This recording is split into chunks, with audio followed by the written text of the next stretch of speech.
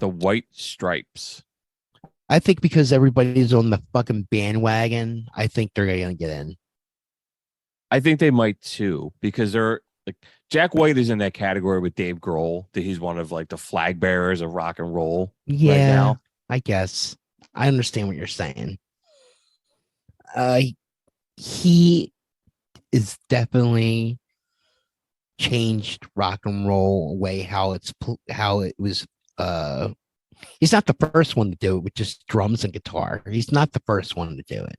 He was just the first one that came up with some crazy sounds that can make a song, and he's a great songwriter. He's so electronical gifted. He just can make contraptions to make sounds. And the White Stripes are really one of the only like, well, there's not a lot of like rock bands, like, or like contemporary rock bands, right? Rage and Soundgarden both came out in the 90s. Yeah.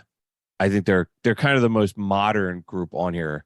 There's actually some comic book guy shit around that too. Like, because they're to be eligible, it has to be 25 years after your first album. Yeah. And the nerds at the Rock and Roll Hall of Fame said they released a limited edition single in 1998.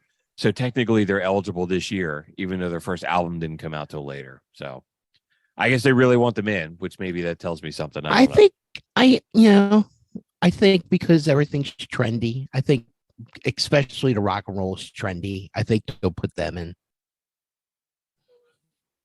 And that's what's wrong with the Rock and Roll Hall of Fame. And that's what's wrong with it. Somebody that's, they put something out in 98, something that close. I don't know. Why the fuck should they be put in right away? They got some good tunes, but and he changed a lot of different things. But like, is it time for them yet? No, I don't think so. I think they're going to get in because the Rock and Roll Hall of Fame is trendy as shit. I think if somebody comes down and say you're going to put Iron Maiden in or them, they're going to say we're going to put in the White Stripes. I agree. It'll be interesting to see what happens though, because like I don't think Jack White and Meg White speak anymore, so it'll be interesting how that would play out. But they probably wouldn't even fucking show up for it. Yeah, maybe not, which could impact that. Yeah, I don't know. I was never a fan of them. So they're cool. I'm not a diehard, but I like what I hear. I just don't go out of my way to listen to them that often. I never went out of my way to listen to them at all because there's no bass in it. It sounds like their music is always missing the bottom. Okay, because it's just the two of them. There's no bass. And that always bothered the shit out of me. And I think that's why I never liked it. Okay. That's a very fair critic. And she's an awful drummer. I don't give a fuck.